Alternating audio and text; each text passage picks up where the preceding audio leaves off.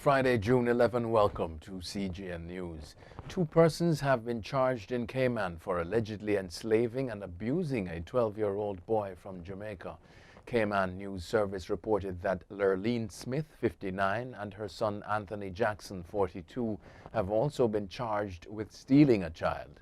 They were arrested in April 2019, 3 months after the child arrived in Cayman. But charges were not brought until last month after a long investigation. Reports are that the boy was sent to Cayman as a result of an arrangement between Smith and his family, who believed he was going to get a better life. Instead, prosecutors said he was locked in a house, given domestic chores, and was never enrolled in school. The boy came to the attention of Caymanian authorities when he ran away. He has since returned to Jamaica. The Guyana government on Thursday announced it will honor prominent historian, activist, and academic Dr. Walter Rodney, nearly 41 years after he was assassinated there. Attorney General Anil Nandlal said efforts will be taken to change a historical wrong on Rodney's death certificate and make his gravesite a national monument. He was described as unemployed on his death certificate. Nandlal says the actions follow a request by Rodney's wife, children, and brother to bring a level of closure. The 38-year-old Rodney was killed on June 13, 1980 by a bomb that had been placed in his car. His brother Donald, who was injured in the explosion, said that a sergeant in the Guyana Defense Force had given Walter the bomb that killed him. In April, the Court of Appeal set aside the conviction that linked Donald Rodney to the assassination of his brother. Antigua's Prime Minister Gaston Brown Thursday heightened speculation about another snap election after reports that Cabinet instructed the Supervisor of Elections to be prepared to conduct free and fair elections. Brown led his Antigua and Barbuda Labour Party, the ABLP, to a 15-2 victory in early elections held in March 2018. The main opposition United Progressive Party, the UPP, won 1 seat on the main island, while the Barbuda People's Movement won the lone seat on the smaller sister island. Last year, June, Brown hinted that general elections constitutionally due in 2023 could be held in November 2021, predicting that his ABLP would improve on the 15 of the 17 seats it won in the 2018 snap election. Brown said that it would sweep all the seats.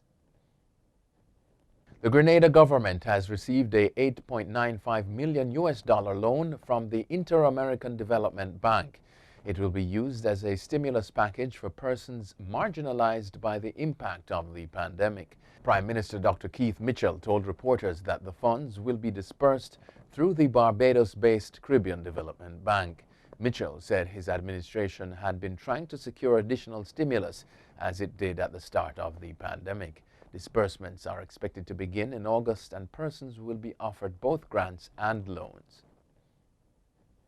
Cuba will temporarily stop accepting cash bank deposits in US dollars, blaming tighter sanctions that are restricting its ability to use greenbacks abroad, although it will still accept transfers.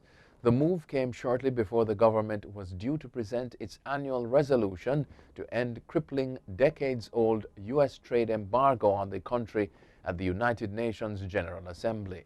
Cuban bank account holders will have until June 21 to deposit dollars before the suspension takes effect. More than 20 banks have stopped processing transactions involving Cuba since former President Donald Trump tightened U.S. sanctions. U.S. President Joe Biden vowed during his campaign to reverse some of Trump's measures, but he has yet to roll back any. Centers for Disease Control bosses will meet on June 18 over rare but higher than expected cases of heart inflammation, mainly among teenage boys who've had Pfizer and Moderna's COVID-19 vaccines. On Thursday, they announced a probe into the issue in male teens and young adults after getting the second doses. Some 226 cases have been reported that may meet the CDC's definition of myocarditis and pericarditis following the shots, the agency said. Among the 226, 3 are in intensive care, 15 are hospitalized, and 41 have ongoing symptoms. The rest have recovered. The CDC continues to urge everyone aged 12 and older to get vaccinated.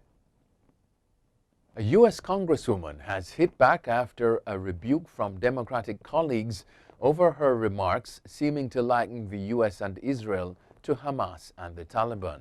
A dozen Jewish lawmakers called on Ilhan Omar to clarify her words, but she slammed the group's tropes.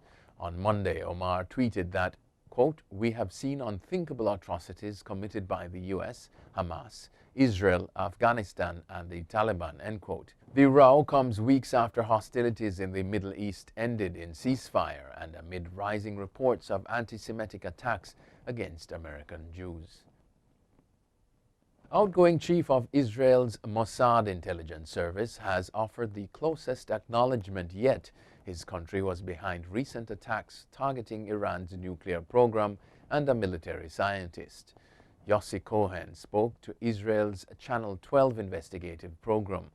His comments gave clear warning to scientists in Iran's nuclear program that they could also become targets for assassination. Cohen also talked about Israel's operation seizing archival documents from Iran's military nuclear program. Media policy in Israel requires journalists to clear stories involving security matters through military censors. That Cohen's remarks apparently cleared the censors suggests Israel wanted to issue a new warning to Iran. And finally, Jamaican and distinguished governor Hope Marks is the first black woman elected to the Kiwanis International Board. She's a member of the Kiwanis Club of Hopewell Hanover. Kiwanis is a global organization of volunteers dedicated to improving the world one child and one community at a time. Marks has been a Kiwanian and a charter member for over 20 years. She was one of two presidents in Division 25 and was still a sitting president when she won the election for lieutenant governor. Under her leadership as lieutenant governor, the division was recognized by Kiwanis International with the Distinguished Award. That's it for CGN News. I'm Scott Wilson. Thanks for watching.